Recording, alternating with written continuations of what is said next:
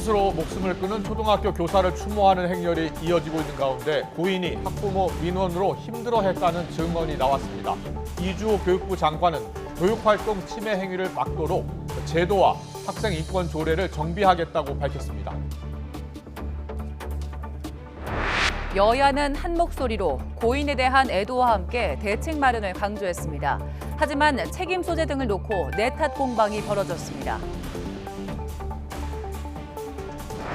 경찰이 오송 지하차도 침수 112 신고를 받고 현장에 출동하지도 않았는데 마치 나간 것처럼 전산을 조작한 사실이 확인됐습니다. 감찰에 나선 국무조정실에도 다른 현장에 나갔다고 거짓말까지 한 것으로 밝혀져 국조실이 경찰관 6명을 대검찰청에 긴급 수사 요청했습니다. 북한이 미국 전략 핵 잠수함 SSBN을 겨냥해 핵무기를 사용할 수 있는 조건에 해당한다고 위협했습니다. 이에 국방부는 한미 동맹의 정당한 방어적 대응 조치라며 핵 공격을 할 경우 북한이 종말에 처하게 될 거라고 경고했습니다. 어젯밤 경기 남양주에서 30대 여성과 어머니가 숨진 채 발견됐습니다. 경찰은 유력한 용의자로 숨진 여성과 교제했던 50대 남성을 붙잡았습니다. 오늘까지는 무더위가 이어지지만 주말인 내일은 장마전선이 북상하면서 전국에 다시 강한 장맛비가 내릴 전망입니다. 주로 수도권과 강원도, 남해안에 최고 150mm 이상 강한 비가 쏟아지겠습니다. 더 뉴스 계속 이어가겠습니다. 오늘까지는 무더위가 이어지지만 주말인 내일 장마전선이 북상하면서 전국에 다시 강한 장맛비가 내릴 것으로 보입니다. 이번에는 주로 수도권과 강원도, 남해안에 강한 비가 예고됐는데요. 취재기자 연결해서 더위 현황과 호우 전망 알아봅니다. 김민경 기자. 네, 김민경입니다. 네, 먼저 더위부터 알아보겠습니다. 오늘도 심한 무더위가 계속되고 있죠? 네, 오늘 내륙 대부분 지역에서 체감온도가 33도 이상 치솟았습니다. 서울 동남권과 서남권에는 이틀째 폭염경보가 발효 중이고 그 밖에 전국 대부분 지역도 폭염경보와 주의보가 유지되고 있습니다. 오늘 경기도 여주시 점동면의 기온이 37.3도까지 올랐고 서울을 포함한 내륙 곳곳의 기온도 35도 안팎까지 올랐습니다. 습도가 무척 높아 체감온도는 이보다 1에서 3도 더 높겠습니다. 땡볕에서 장시간 활동할 경우 온열 질환 위험성이 커져 물을 자주 마시고 휴식을 취하는 등 주의를 기울여야 합니다. 내일 주말인데 다시 장맛비가 내린다고요?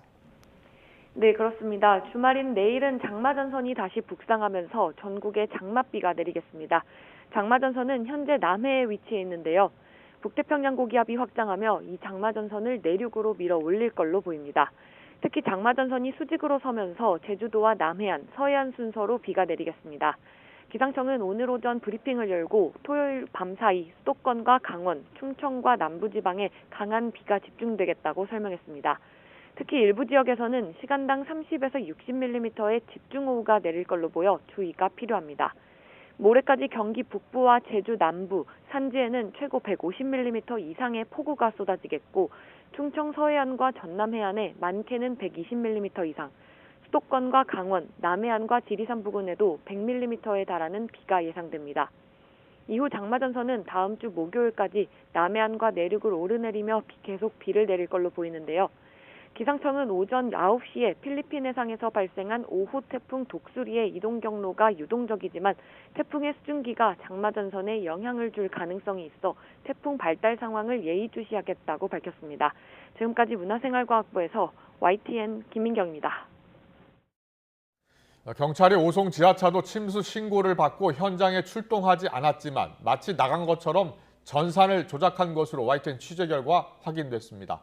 오송파출소 경찰관은 사고 당일 오전 7시 2분과 7시 58분에 112 신고를 받고도 실제 현장에는 출동하지 않았고 마치 현장에 출동한 것처럼 내부 신고 처리 시스템에 거짓 입력한 것으로 조사됐습니다.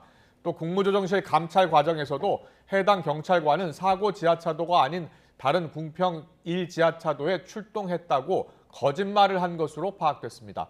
국무조정실은 이와 관련해 대검찰청에 경찰관 6명에 대한 수사를 의뢰했습니다. 국무조정실에서 수사 의뢰를 받은 검찰은 전담 수사본부를 꾸리기로 했습니다.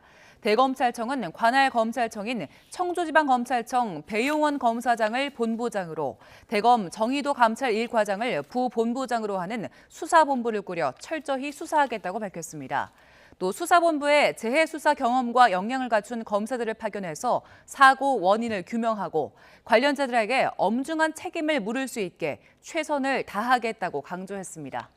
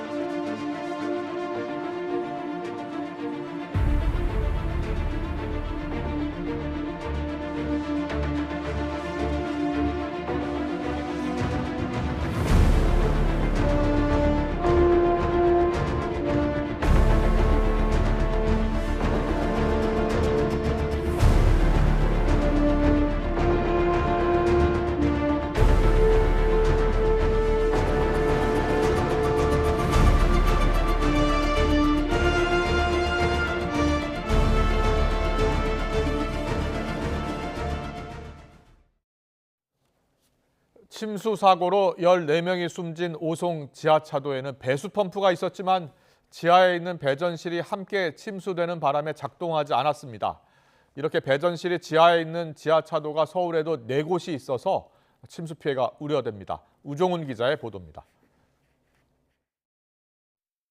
오송 지하차도 참사 피해를 키운 원인 가운데 하나로 배수 펌프가 지목됩니다. 분당 12톤의 물을 빼낼 수 있는 펌프지만 전기를 공급하는 배전실이 지하에 있다 보니 함께 물에 잠겨 무용지물이 된 겁니다. 지금 이제 배전실이 워낙 그 바깥에 있어야 되는데 이제 보통 그 안에 같이 들어가 있다 보면 그게 침수가 되면은 배수장 역할을 못 하게 되는 거죠. 이미 지난 2012년에 배수펌프 배전 시설을 지상으로 옮기라는 국토교통부 권고가 있었지만 소용이 없었던 겁니다. 서울에서도 마찬가지입니다. 서울시가 2년 전 조사한 지하차도 53곳 가운데 침수 위험이 있다고 판단된 지하차도는 20곳. 이 가운데 6곳의 배전시설이 지하에 있는 것으로 파악됐지만 지금까지 지상으로 옮겨진 건 2곳뿐입니다. 서울 불광천 50m 옆에 있는 증산 지하차도는 분당 30톤의 물을 뺄 수 있는 시설이 있지만 배수펌프 배전실 지상 이전은 이제 설계만 마친 단계입니다. 지하차도에 배수를 담당하는 펌프를 작동하는 동력장치가 이곳에 있습니다. 하지만 보시는 것처럼 현재는 이 동력장치가 지하에 위치해 있기 때문에 지하차도가 침수될 경우 제대로 작동하지 않을 우려가 있는 상황입니다. 예산이 부족하다던 서울시는 오송 지하차도 참사가 나자 재난관리기금이라도 써서 올해 안에 공사를 마치겠다고 나섰습니다. 지하에 배전시설이 있는 다른 지하차도 3곳은 올 여름 이전을 마친다는 목표입니다. 계획은 수립을 다 해놓고 항상 이행이 안 되다 보니까 사고가 많이 발생이 되고 있거든요. 그래서 중요한 것은 이제 계획을 했으면은 그 계획대로 빨리 이행이 될 수 있도록 모든 어떤 수단과 방법을 가리지 않고 해줘야. 서울에서는 지난해 폭우로 지하차도 16곳이 침수됐습니다. 안전을 위한 집중 투자가 필요한 상황입니다. YTN 우종은입니다. 추경호 부총리 겸 기획재정부 장관은 호우 피해 지원과 신속한 복구에 재정과 세제, 금융 등 모든 정책 역량을 집중하겠다고 밝혔습니다. 추 부총리는 오늘 비상경제장관회의에서 이번 집중호우에 따른 피해자분들과 가족분들께 깊은 위로의 말씀을 드린다면서 이같이 말했습니다.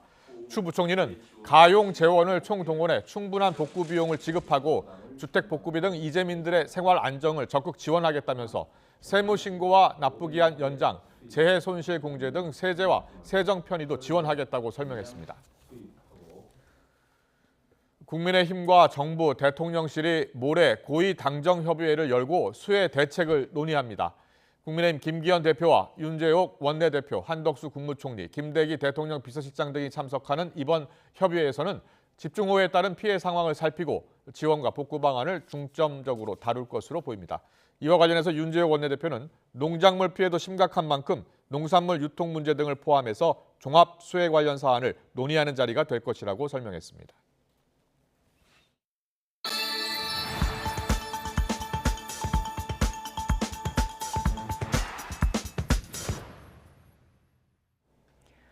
서울에 있는 초등학교에서 20대 교사가 숨진 사건과 관련해 경찰이 동료 교사들을 전수조사하기로 했습니다. 서울 서초경찰서는 서초구에 있는 초등학교 1학년 담임교사 A씨의 사망 원인을 밝히기 위해 같은 학교 교사들을 차례로 불러 모두 조사할 계획입니다. 이와 함께 A씨의 주변인들을 상대로도 조사를 이어가면서 학부모 등과 실제로 마찰이 있었는지도 수사할 예정입니다. A씨가 생전에 쓴 일기장에는 학교와 관련한 일로 힘들어했다는 내용이 담겼지만 특정 인물이나 상황이 기록되지 않은 것으로 파악됐습니다. 조희연 서울시 교육감은 현직 초등학교 교사 사망 사건과 관련해 학부모 갑질 의혹을 확인해 보겠다고 밝혔습니다. 조 교육감은 오늘 오전 현직 교사가 스스로 목숨을 끊은 서울 서초구의 초등학교 추모 공간을 찾아 헌화한 뒤 이같이 말했습니다. 그러면서 경찰의 철저한 조사가 이루어질 수 있도록 자료를 폭넓게 모아서 제공하겠다고 밝혔습니다. 또 교육청 차원에서도 학교 폭력 사안이 있었는지와 학부모의 공격적인 행동이 있었는지 등에 대해 점검에 들어갈 거라고 덧붙였습니다. 어젯밤 경기 남양주에서 모녀가 흉기에 찔려 숨진 채 발견됐습니다. 경찰은 피해자 가운데 딸과 교제했던 50대 남성을 유력한 용의자로 보고 오전에 충남 보령에서 붙잡았습니다. 취재기자 연결합니다. 임형준 기자. 네, 사회부입니다. 네, 살인 사건이 발생한 게 언제였습니까? 네, 어젯밤 10시쯤 경기 남양주에 있는 빌라에서 30대와 60대 여성이 숨진 채 발견됐습니다. 중국 국적인 피해자들은 어머니와 딸로 확인됐습니다. 이들 모녀의 시신에서는 흉기에 찔린 흔적이 나왔습니다. 경찰은 앞서 친구의 신변이 위험하다는 내용의 112 신고를 접수하고 현장에 출동했다가 이미 숨져 있는 상태의 모녀를 발견한 건데요. 이후 한국 국적 50대 남성 A씨를 유력한 용의자로 특정해 추적했습니다. A씨는 거주지가 있는 충남 서천으로 도주했다가 오늘 오전 10시 50분쯤 인근 보령에서 경찰에 붙잡혔습니다. A씨는 경기 남양주 남부경찰서로 압송돼 조사받을 예정입니다. A씨는 숨진 30대 여성과 오랜 기간 만난 것으로 알려졌는데 경찰은 둘이 내연 관계에 있었거나 스토킹 범죄는 아니라고 설명했는데요. A씨는 범행 직후 숨진 여성의 아들을 데리고 서천으로 달아난 것으로 조사됐습니다. 경찰은 오늘 새벽 아이를 찾아 보호하고 있습니다. 경찰은 아이가 용의자 A씨와 숨진 여성 사이에서 태어난 아이는 아닌 것으로 보고 있습니다. A씨는 과거 성폭행을 저지르는 등 전과 이범인 것으로 알려졌습니다. 경찰은 A씨를 상대로 정확한 범행 경위와 동기를 조사할 계획입니다. 지금까지 사회부에서 전해드렸습니다. 대낮에 서울 신림동에 있는 건물 주차장에서 흉기 난동 사건이 발생했습니다. 오늘 오후 2시 10분쯤 신림동에 있는 스포츠센터 건물 지상 주차장에서 남성 한 명이 지나가던 시민들에게 흉기를 휘둘렀습니다. 현장 경찰은 흉기 난동으로 한 명이 숨지고 3명이 다쳐 병원으로 옮겨졌다고 설명했습니다. 검거 당시 이 남성은 세상을 더 살기 싫다며 소리친 걸로 전해졌습니다. 경찰은 현장에서 흉기를 휘두른 남성을 붙잡아 자세한 범행 경위를 조사하고 있습니다. 북한이 미국 전략 핵 잠수함의 부산 기항을 놓고 자신들의 핵무기를 사용할 조건에 해당한다고 위협했습니다. 미 국방부는 북한이 극도로 위험한 표현을 쓰고 있다면서 자제할 것을 촉구했습니다. 워싱턴에서 권준기 특파원이 보도합니다. 북한 강순남 국방상은 담화에서 한미 핵협의그룹 출범과 전략 핵잠수함 부산 기항이 가장 노골적이고 직접적인 핵 위협이라고 주장했습니다. 자신들에 대한 핵 공격이 가시화되는 가장 엄중한 단계라며 핵 사용이 임박했다고 판단되면 행동에 나설 수 있다는 핵 사용 교리를 내세웠습니다. 미국 전략 핵잠수함 등 전략자산 전개가 핵무기 사용 조건에 해당한다는 겁니다. 그러면서 북한에 대한 군사력 사용은 미국과 한국의 가장 비참한 선택이 될 거라고 협박했습니다. 미 국방부는 전략 핵잠수함의 부산 기항은 지난 4월 한미 정상회담에서 합의한 데 따른 계획된 훈련이라고 반박했습니다. 북한의 잇따른 미사일 발사 등 핵 위협에 대응하기 위한 확장 억제 차원이라는 점을 강조했습니다. When the two leaders met, this is something consistent when it comes to strategic deterrence, and it reflects our ironclad commitment to the region. 북한 담화에 담긴 위협적인 발언에 대해서도 상황 해결에 도움이 되지 않는 엄청나게 위험한 수사라고 지적했습니다. But I wouldn't say that, rhetoric like that, it's incredibly dangerous. I certainly don't think rhetoric like that is helpful. 미 국방부는 북한 핵 위협으로부터 국민을 보호하기 위한 한미 두 나라의 노력은 북한 도발과 달리 유엔 안보리 결의를 위반하지 않는다고 밝혔습니다. 워싱턴에서 YTN 권중입니다. 미국 정부가 월북한 병사가 잔인한 북한 정권에서 어떤 대우를 받을지 모른다면서 송환을 위해 북측과 접촉을 시도하고 있지만 아직 성과는 없다고 밝혔습니다. 미 군 당국은 징계를 앞둔 병사에 대한 관리를 소홀히 한 것 아니냐는 책임론에도 촉각을 세우고 있습니다. 이만수 기자의 보도입니다. 미국 백악관과 국무부, 국방부 기자회견에서는 북한으로 넘어간 트래비시 킹 2등병에 관한 질문이 쏟아졌습니다. 미국 정부는 먼저 북한을 잔인한 정권으로 규정하고 킹 2등병이 북한에서 어떤 대우를 받고 있는지 정보가 없다고 밝혔습니다. This is a brutal regime, and we all are aware of that. But we're not in any position to confirm one way or another how he's being treated. 이어 북한과 계속 접촉을 시도하고 있지만 성과를 거두지는 못했다고 설명했습니다. 생존 여부는 물론 건강 상태에 관련한 정보도 아직은 없다는 겁니다. And I don't think that we have successfully made contact with the North Korean authorities. 북한이 여전히 묵묵부답인 가운데 구체적인 월북 동기와 과정은 여전히 안개 속입니다. 다만 킹 2등병에 대한 호위는 공항 보안구역 전까지만 이뤄졌고 공항에 도착했을 당시 구금 상태는 아니었던 것으로 알려졌습니다. The Army has launched an investigation into this incident.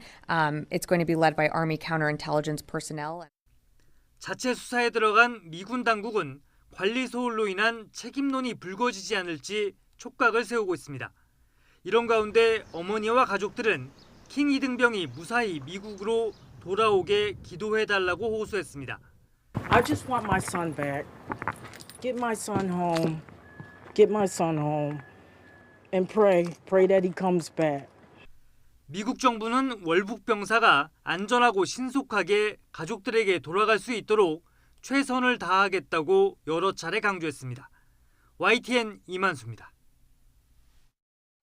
미 중앙정보국 CIA가 중국이 타이완 무력 통일 성공에 확신이 없어서 침공 여부를 결정하지 못한다는 평을 내놨습니다. 또 바그너 그룹 반란 이후에 러시아 엘리트들이 푸틴의 판단력에 의문을 제기하고 있다고 했습니다. 이종수 기자의 보도입니다. Good to see you. 미국 에스펀 안보 포럼에서 윌리엄 번스 미 CIA 국장은 시진핑 주석의 2027년까지 중국군 타이완 공격 준비 완료 지시가 충돌이 불가피함을 의미하진 않는다고 말했습니다. It means just that. To be ready. It doesn't mean that conflict is imminent or inevitable. 번스 국장은 그러면서 시 주석이 성공에 대한 확신이 없어 타이완 침공 여부를 결정하지 못하고 있는 것 같다고 덧붙였습니다. President Xi and the PLA, the People's Liberation Army leadership, have doubts about whether they could pull off a successful full-scale invasion of Taiwan at acceptable cost to them. 번스 국장은 우크라이나군이 작은 규모로 러시아군에 성공적으로 저항했고 미국과 서방이 신속히 단결해 우크라이나를 지원하고 있는 상황이 중국 지도부를 머뭇거리게 하고 있다고 진단했습니다. 번스 국장은 지난달 23일 용병기업 바그너 그룹 반란에 대해선 러시아와 푸틴의 23년 집권의 가장 직접적인 공격으로 푸틴 체제의 약점을 드러냈다고 평가했습니다. 그러면서 러시아 엘리트들이 푸틴의 판단력에 의문을 제기하고 있다고 말했습니다. 번스 국장은 푸틴이 프리고진에 보복할 것으로 봤습니다.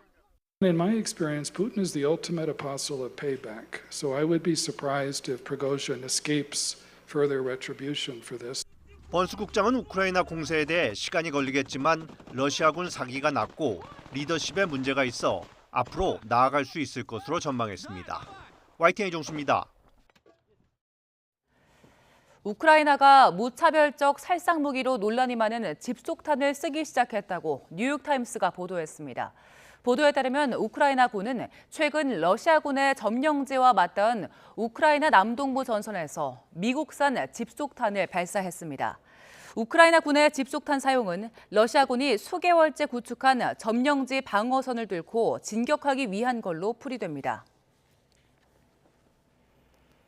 지난해 푸틴 대통령이 우크라이나전에 투입할 예비군 30만 명을 소집하는 부분 동원령을 내렸지만 러시아 남성들이 징집을 피해 해외로 탈출하자 러시아 하원이 군사 의무 위반에 대한 처벌 강화를 추진하고 있습니다.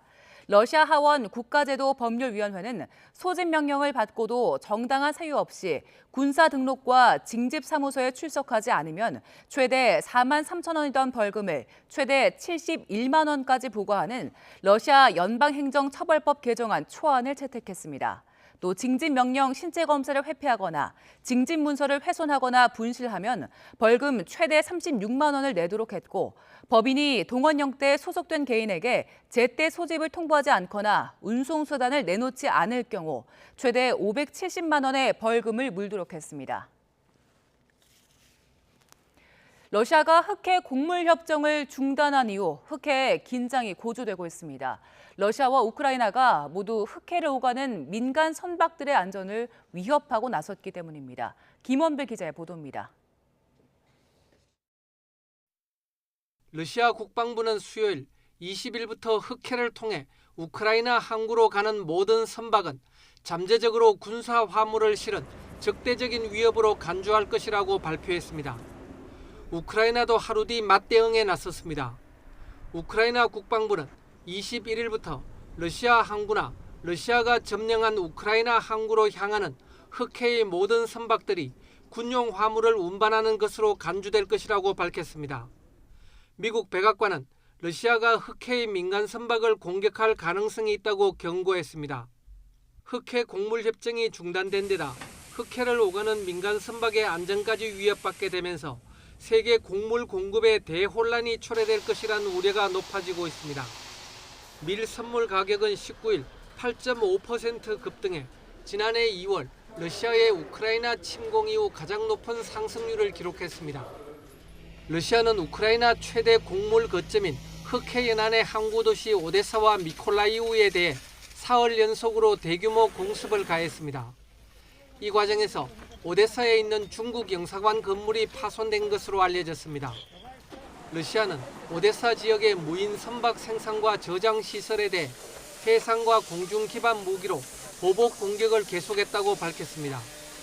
영국의 가디언은 우크라이나 소식통을 인용해 두 곳을 겨냥한 러시아의 보복 공격으로 2명이 사망하고 최소 27명이 다쳤다고 보도했습니다.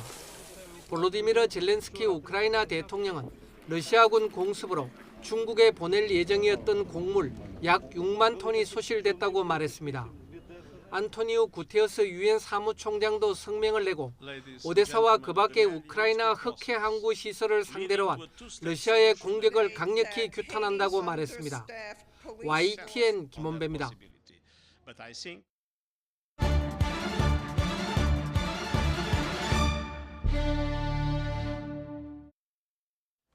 네, YTN 단독 보도로 전해드렸는데요. 서울 신림동 건물 주차장에서 지금 흉기 난동 사건이 일어났고 한 명이 숨지고 3명이 다쳐서 병원으로 지금 옮겨진 것으로 파악이 되고 있습니다. 네, 이 사건과 함께 또 경기 남양주시의 한 빌라에서 30대 여성과 또 여성의 어머니를 살해하고 아들까지 납치해서 달아난 남성이 경찰에 붙잡혔습니다. 저희 사건 사고 함께 짚어보겠습니다. 배상훈 프로파일러와 관련 사건 짚어봅니다. 어서 오세요. 어서 오십시오. 안녕하세요. 예, YTN 단독 보도인데요. 오후 2시 10분쯤 일어난 사건입니다. 지금 1시간 전쯤 일어난 사건인데 신림동에서 묻지마 흉기 난동 사건으로 봐야 되겠죠? 예, 그렇습니다. 예. 지상 주차장에서 남성 한 명이 지나가는 행인을 그냥 무차별로 공격한 사건입니다. 예. 한 명이 돌아가시고 세 분이 다쳐갖고 병원에서 지금 치료를 받고 계시다고 하는데 네. 본인이 얘기한 얘기가 막 그 소리를 치르면서 뭐 학생의 비관적인 얘기를 하고 그러면서 예. 공격을 했다고 하는데요. 네네. 사실 이런 건 무차별 혹은 묻지마 다 뭐라고 부르던 대상을 특정하지 않는 그런 범죄라고 볼 수 있고요. 예, 예. 실제로 이것은 특정한 대상에 대한 어떤 분노라든가 아니면 어떤 복수심 이런 것이 아니라 사회 자체에 대한 사회 어떤 공격 대상이 예, 예. 공동체에 대한 공격이라고 하면은 미국 같은 데에서는 총기 난사 같은 경우 총기가 있었으면 총기 난사가 될 수 있는 상당히 위중한 상황이라고 볼 수 있는 거죠. 네, 네. 이런 범행을 저지르는 사람들, 용의자들 어떤 성격의 소유자 그리고 어떤 행동을 보통 하게 되는 겁니까? 기본적으로 이제 이런 형태를 보통 권위살인 형태 말하자면 권위살인이라고 하는 것은 자신이 어떤 특정한 잘못이라 이런 것을 누구한테 전가하는 거죠. 내가 이제 스트레스를 받아 또 어떤 상황이라고 하는 것을 나의 잘못이라고 보다는 어떤 뭐 공무원 아니면 정치인 예. 아니면 누군가에 대해 아니면 방송국 아니면 지나가는 누군가 예. 이렇게 해서 그 대상이 바로 눈앞에 있는 대상을 바로 공격하는 방식 이걸 이제 권위살인 이렇게 표현을 하는데요. 네. 이렇게 표현하면서 그러니까 대상 자체가 특정되지 않는 거죠. 눈에 보이는 대로 바로 공격하는 형태가 되는 거죠. 말씀하신 대로 묻지마 이제 범행으로 볼 수 있는데 지금 목격자 증언 보니까요. 경찰관이 오니까 자책을 하듯이 얘기를 했다고 하더라고요. 세상 살기 싫다, 또 뜻대로 안 된다 이런 얘기를 했다는데 이 자책하듯이라는 표현이 좀 눈에 띄는데 여기에 대해서는 어떻게 생각하세요? 아까 말씀드린 권위살인의 가장 결론은 비극적이게도 극단의 선택을 하게 됩니다. 그 가해자가. 그래서 예. 자책하듯이라고 하는 뜻은 예. 그런 자신의 어떤 특정한 행위가 다 끝난 다음에는 보통 극단을 선택하는 경우가 사례로는 제일 많습니다. 네. 그래서 이제 미국 같은 데서는 총기 난사 같은 경우 벌어졌을 때 스스로 뭐 이제 극단 선택하는 경우가 많은 사례가 나타나는 거고 우리 같은 경우는 흉기라든가 이런 것이 있기 때문에 그런 시도를 하면서 자해하는 예. 이런 결론으로 많이 되죠. 그렇군요. 이것은 이제 뭐 경찰의 수사를 더 받아봐야겠습니다만 근처 가족이라든지 지인들이 어떤 징후를 느낄 수 있습니까? 특정한 사람 아니면 특정한 특히 이제 특정한 정치 집단이라든가 아니면 특정한 어떤 집단에 대한 아주 극단적인 용어를 많이 씁니다. 그러니까 분노를 특정하게 욕을 섞어서 하게 되는. 예. 그러면 상당히 위험한 징표로 하고 빨리 어떤 특정한 뭐 치료라든가 아니면 상담 같은 걸 받도록 해야 됩니다. 네. 그 징후는 누구라도 알 수 있습니다. 근데 그렇군요. 대부분은 간과를 하죠. 그냥 그런 한번 징후가 다 있는데. 그럼요.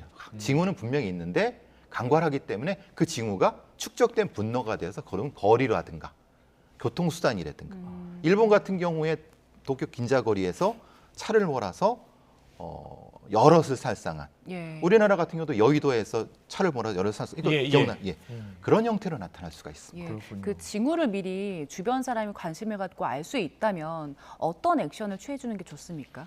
기본적으로 이제 직접적으로 얘기를 하는 것보다는 예. 어떤 관련된 예를 들면 경찰에 신고를 한다든가 아니면은 지역사회 보건센터 같은 경우가 있습니다. 그런 데에서 도움을 받는다든가 이것이 가장 현명한 방법입니다. 왜냐하면 직접적으로 너 뭐 이런 거 하지 마라고 하면 더 큰 분노가 높기 때문에 주변의 전문가, 어떤 주변의 어떤 기관 이런 데에 도움을 받는 것이 가장 필요하고 다행히도 우리나라에는 지역사회 정신보건센터라는 게 존재를 합니다. 예. 구마다 하나씩. 예. 그런 데 도움을 왜 받지 않는지 사실 안타깝습니다. 거기에 전문가들이 있거든요.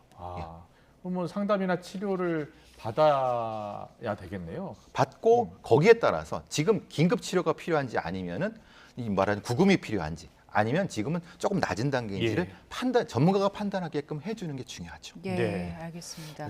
이번 사건은 지금 2시 10분에 서울 신림동에서 발생한 사건이고요. 신림동에 있는 스포츠센터 건물 지상주차장에서 일어난 사건입니다. 지금 남성 1명 붙잡혔고요. 지나가던 시민들에게 마구 흉기를 휘둘러서 사상자가 4명이 나왔습니다. 일단 1명이 숨지있고 3명은 다쳐서 병원으로 옮겨졌습니다. 속보가 들어오면 계속해서 전해드리겠습니다. 예. 그리고 남양주시 빌라에서 이제 모녀 사망 사건이 있었는데 30대 여성 그리고 그 여성의 어머니를 살해한 남성 일단 오늘 붙잡혔잖아요. 사건 개요부터 설명해 주시지요. 예, 피해자는 30대 여성인데 아마 귀화한 중국인, 그러니까 내국인으로 됐고요. 그 어머니 중국인이시죠. 그다음에 그 아들, 그러니까 3명이 피해자인데요. 2명은 이제 그러니까 어제 10시입니다. 밤 10시에 벌어진 일이고요. 공격을 하고 살해를 한 후에 그 아들을 데려간 것 같습니다. 납치를 한 거죠. 본인의 고향 쪽으로, 본인의 그 연고지 쪽으로 이동을 해서 예. 오늘 아침에 이제 검거한 상태가 되겠습니다. 네. 이거는 이제 스토킹이라기보다는 뭐 우리가 보통 이별살인, 교제살인 이런 범주로 봐야 될 것 같습니다. 특히 이제 아이를 이렇게 자신과 혈족은 아닙니다. 네. 그러니까 다른 아이가 되겠죠. 그렇군요. 이동하기 때문에 가장 핵심적으로 고통을 줄 수 있는 방식이라고 하는 게 가족한테 네. 아이를 납치하는 방법. 그러니까 세 가지를 다 선택한 거죠. 예. 왜냐하면 살인, 납치, 도주 세 가지 범행을 다 한 겁니다. 교제를 했다. 교제를 한 것은 지금 확인이 됐어요. 오랜 기간. 예. 그렇다면 그 살해한 어머니도 알고 그리고 자기가 사귄 여인한테도 살해를 결심한다.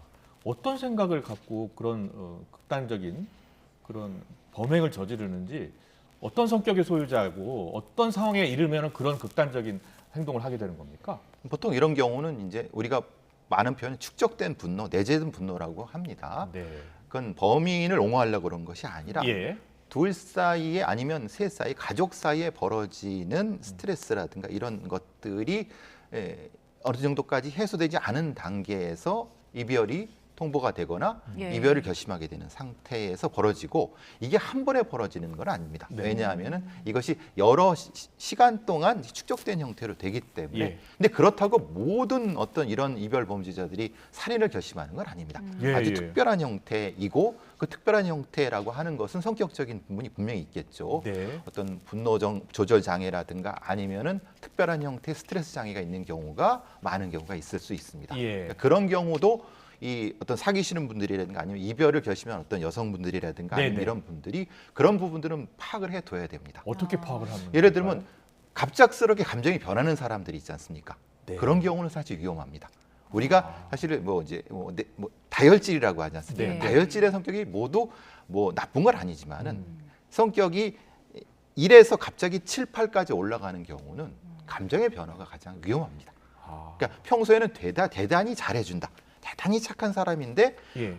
우리가 좀 뭐 속된 말로 이 소위 뚜껑이 열린다라고 네. 하면은 갑작스럽게 폭력적으로 변다. 이런 경우가 제일 위험합니다. 아. 오히려 평소에 막 화를 내고 소리를 치고 이런 경우가 오히려 더 급격히 변화가 안 되는 경우이기 때문에 그렇게 위험하지는 않습니다. 그렇군요. 이게 예. 그 차이가 확실히 납니다. 성격 그러니까 화를 자주 내는 것하고 네. 화를 너무 심하게 한 번 내는 거하고는 또 다른 거군요. 후자가 더 위험하죠. 후자가 더 위험하다. 왜냐하면 평소에도 화를 많이 내는 사람은 조심을 하지 않습니까? 예. 근데 평소에는 아무런 거 없이 갑자기 한 번 빵 터트리는 이런 경우는 사실 더 위험할 수 있습니다. 그러면 이번 사건의 경우 우발적인 범죄를 볼 수 있는 겁니까? 아니면 이게 치밀하게 계획을 한 걸까요? 두 가지가 이런 경우는 섞여 있습니다. 왜냐하면 평소에 어떤 형태로 감정이 쌓여 있겠죠. 네. 있었겠죠. 근데 그 쌓여 있는 감정 상태가 특정한 어떤 트리거, 말하자면 방아쇠 효과로 당겨졌을 수 있는 거는 이거는 당사자들만 알 수 있는 겁니다. 네. 근데 당사자들만 알 수 있지만은 징조는 아까 전조 증상은 분명히 존재한다고. 네. 그래서 보통 재판이 들어가거나 수사할 때는 두 가지를 같이 봅니다. 우발적 요인과 계획적 요인을 같이 봅니다. 예. 알겠습니다. 지금 뭐 용의자가 붙잡혔고요. 지금 조사가 진행 중이니까 좀 더 자세한 내용이 들어올 것 같습니다. 그리고 인천에서 일어난 사건인데 17일 일어났습니다. 예. 스토킹 사건입니다. 이건 전형적인 이 사건이요. 스토킹. 예. 그런데 이 사건이 2월 19일에도 똑같은 용의자를 상대로 범인을 상대로 경찰에 폭력 신고를 했더라고요. 예. 스토킹 범죄, 스토킹 살인의 가장 전형적인 사례입니다. 아. 갑작스럽게 범행이 벌어지는 것이 아니라 몇 달 전부터 저런 징조가 있습니다. 예. 경찰에 신고를 하게 됩니다. 어떤 사람이 배회를 해요. 근데 알고 보니까 전 연인이었거나 아니면 사기였거나. 예, 예. 그래서 신고를 하거나 아니면 뭔가 조치를 요구를 합니다. 네. 그럼 현행범이 체포가 되거나 아니면 뭔가 잠정 조치 같은 게 응급 조치가 실행이 됩니다. 예. 근데 그 실행되는 어떤 조치가 거의 끝날 때쯤에 스토킹 살인이 벌어지는 겁니다. 아, 그렇군요. 왜냐하면 요 정도 2개월, 4개월쯤에서 감정이 떨어졌을 거라고 생각하지만 사실 스토커들은 그렇지 않습니다. 1년 반, 예. 1년에서 1년 반 사이가 가장 위험하다고 합니다. 1년에서 1년 반 사이가요? 예. 보통 우리가 보통 한 달, 두 달이면 뭐 다 끝나겠지 생각하겠지만 실제로는 감정의 변이를 봤을 때는 가장 높은 게 1년에서 12개월, 13개월 정도. 4계절 다 지나고 예. 1년이 지나고 1년에서 1년 6개월이 가장 심각한 상황이 올 수 있다? 그 지난 다음에는 다른 범행 대상을 찾아 떠나게 된다고 합니다. 심리적으로 그렇군요. 변한 그렇습니다. 그거 꼭 명심해야 될 것 같은데 이 여성이 7월 13일에 스마트워치를 자진 반납했다고 합니다. 그러니까 위험이 없다고 본인이 판단하는 거죠. 그렇군요. 본인이 판단하면 안 됩니다. 전문가가 가해자의 심리 상태에 대해서 정확히 판단을 하고 좀 더 가지고 계십시오. 좀 더 좀 심리적으로 좀 낮출 수 있는 시간이 필요합니다라고 했을 때까지 해야 되는데 우리의 스토킹 범죄의 처벌이나 방지의 어떤 매뉴얼 자체는 굉장히 좁습니다. 잠정 조치나 응급 조치도 6개월, 지금은 좀 늘어났습니다만 보통 한 12개월 안쪽입니다. 근데 이건 사실 대단히 범죄 심리적으로는 사실 위험한 겁니다. 근데 지금 사건 일지를 보면 6월 9일에 그 여성 주거지에서 배회를 하다가 현행범으로 체포가 됐고요. 7월 13일 이제 한 달 조금 지나서 여성분이 스마트워치를 자진 반납한 거잖아요. 그러면 한 달 남짓한 시간이면 그 이쪽 관리하는 주체 쪽에서 조금 더 지켜보도록 할 수는 없는 겁니까? 근데 문제는 있습니다. 이제 누가 관리하냐 이 말입니다. 그러니까 스토킹 어떤 가해자들을 누가 관리한다고 생각하십니까? 사실은 일반 경찰입니다. 일반 경찰이 자신의 업무가 다 있습니다. 예를 들면 형사팀 아니면 지구대. 그러니까 이게 지금 스토킹 방지법이나 스토킹 처벌법의 가장 맹점이 그겁니다. 스토킹의 가해자. 근데 스토킹 가해자는 정확히 말하면 강력범죄를 저지르기 이미 이전입니다. 이전이기 때문에 이 대상에 대해서 관리할 주체가 모호합니다. 그렇군요. 그래서 피해자들에 대한 쉼터 제공 같은 경우는 할 수 있죠. 그런데 가해자들에 대한 부분은 어떻게 할 것이냐. 이거는 큰 범죄가 일어나기 전이라서 일종의 예비 구금을 할 수도 없는 상태고. 그렇군요. 가해자 관리를 못 하는군요. 그렇죠. 그래서 그 상태에서 이제 스마트워치를 제공하고 이제 법이 바뀌어서 가해자한테 특정한 형태의 뭐 팔찌를 제공한다고 이제 내년 1월에 시행이 되겠지만은 의무적으로 차고 다녀야 됩니다. 차고 다녀야 되는 건. 근데 잠정 조치라고 하는데요. 문제는 그 관리를 누구 할 거냐 이 말입니다.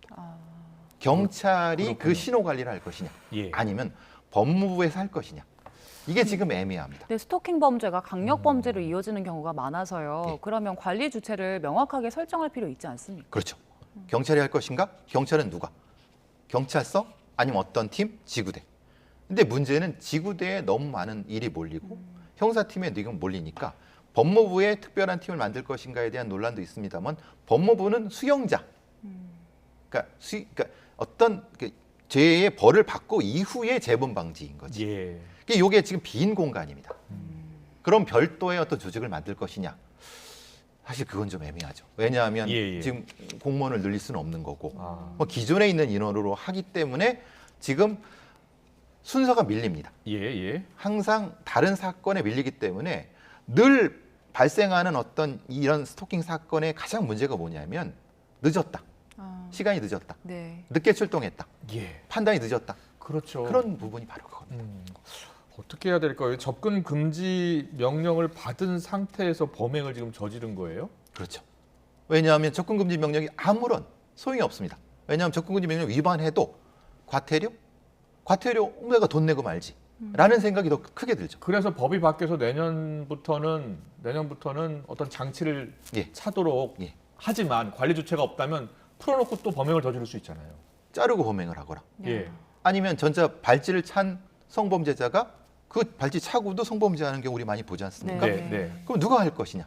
그럼 채운다고 그 조치를 취하는 것만으로는 실효성이 그다지 담보되진 않겠네요. 그렇죠. 그렇기 때문에 요 법은 사실 조금 부족한 부분이 있습니다.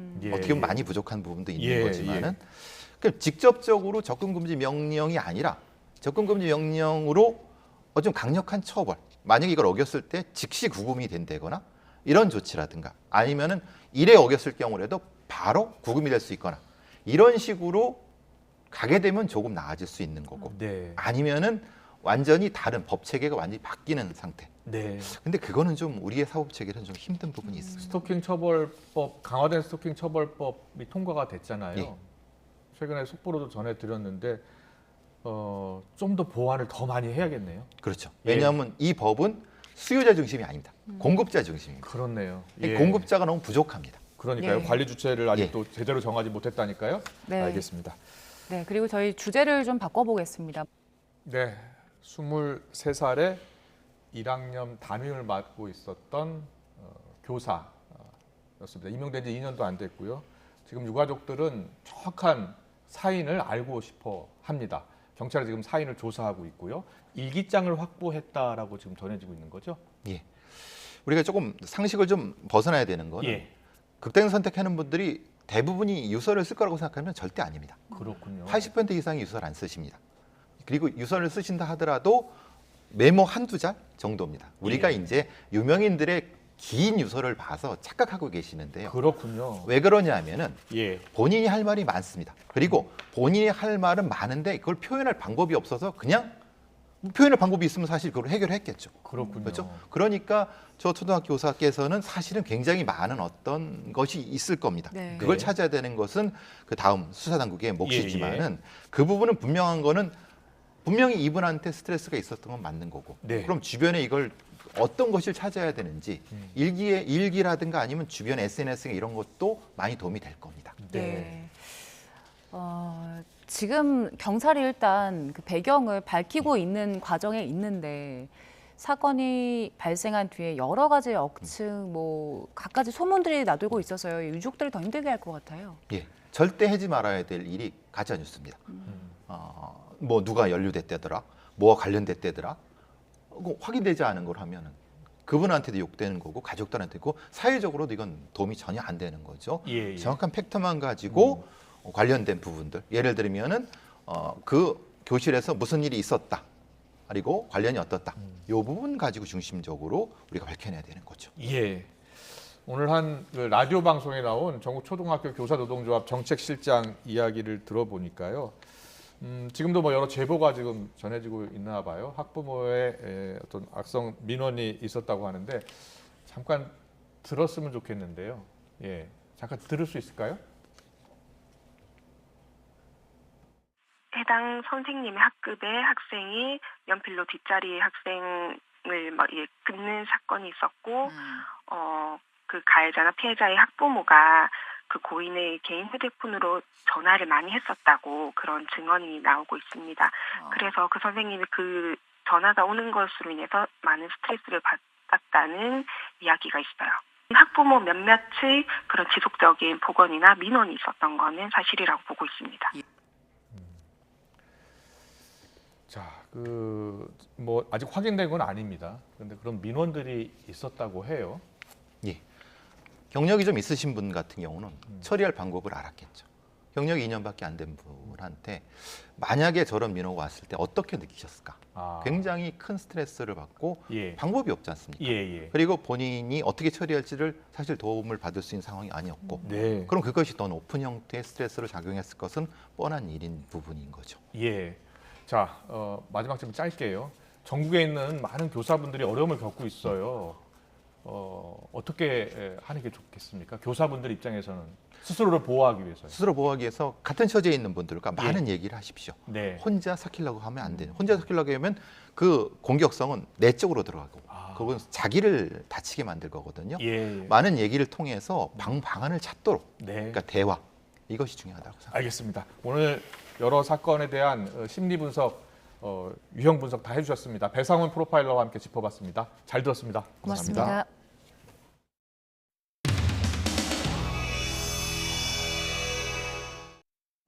뭘 어디서 어떻게 진행을 해야 될지 저희 유족들은 알 수가 없습니다. 뭐 세월호든 이태원 사태든 동일한 이런 재해는 계속 발생이 되는데도 불구하고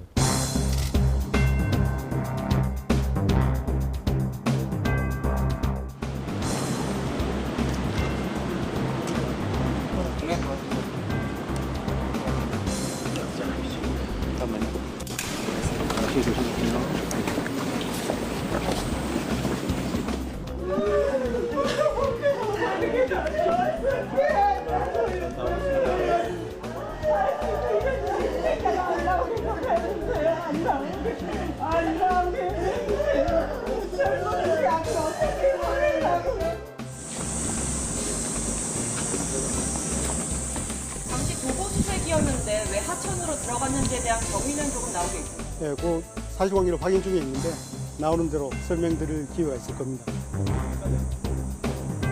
고맙습니다. 네, 그리고 이번에 장병들에게 안전장구가 제대로 갖춰지지 않았다는 지적이 많았는데요. 관련 매뉴얼이 지금 존재를 하는지. 해병대에는 재난 현장 조치 매뉴얼이 있습니다. 이 부분에 대해서는 공개 여부는 검토 후에 말씀드리도록 하겠습니다. 구명조끼를 입지 않은 거잖아요. 순직하신 분이. 네. 현장에서 왜 그런 판단을 내렸는지 파악되신 게 있다면 좀 말씀 부탁드리겠습니다. 당시 상황을 고려한다면 구명조끼를 착용하는 것이 맞다고 봅니다. 근데 현장에서 어떤 판단을 했는지 조사를 진행 중이고 규정과 지침을 보완하도록 하겠습니다. 벌수는 구명조끼의 수량은 확인을 해보겠습니다.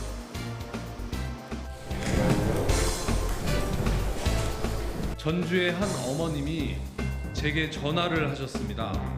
해병대원인 이분의 아들 역시 예천군 수해 현장에 투입이 됐습니다. 그러면서 제게 말씀하십니다. 죽고 나서 태극기 덮어주면 뭐하냐. 살아있을 때 구명조끼 입혀야지.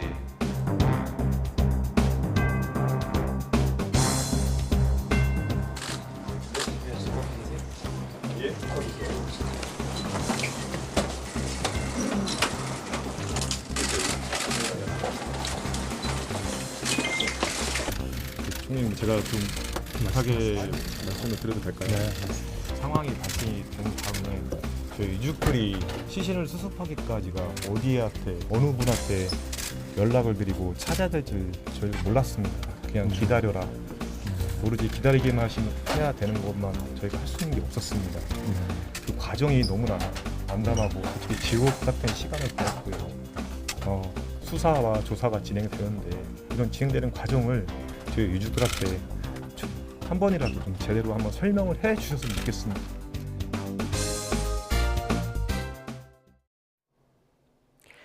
오늘은 어제보다 더 덥습니다. 높은 기온에 습도까지 더해져 더위로 인한 불쾌감이 상당한데요. 현재 비공식 기록으로 경기도 여주시의 기온이 37.3도, 서울 강남구도 36.4도까지 올랐습니다. 여기에 볕도 무척 강하고 수도권과 충남, 전남 지역은 오존주의보도 내려졌습니다. 낮 동안 장시간 야외 활동을 자제해 주시기 바랍니다. 또한 대기 불안정이 심해지며 동쪽 곳곳에 국지적으로 강한 소나기 구름도 만들어졌습니다. 오늘 밤까지 곳곳에서 갑작스러운 소나기를 대비해 주시기 바랍니다. 주말인 내일부터는 다시 전국에 장맛비가 내립니다. 모레까지 경기 북부와 제주도 많은 곳에 150mm 이상, 충남과 전남 해안에는 120mm 이상, 그 밖에 중북부와 서해안, 남해안에도 100mm에 달하는 많은 비가 내리겠습니다. 특히 내일 밤 사이 수도권과 강원도에 시간당 30에서 60mm의 집중호우가 쏟아지는 곳이 있겠습니다. 이후 다음 주 목요일까지 장마전선은 내륙으로 오르내리며 영향을 줄 전망입니다. 하지만 오늘 발생한 5호 태풍 독수리의 진로에 따라서 다음 주 날씨 변동성이 무척 큰 상황입니다. 발표되는 기상정보 잘 확인해 주시기 바랍니다. 날씨였습니다.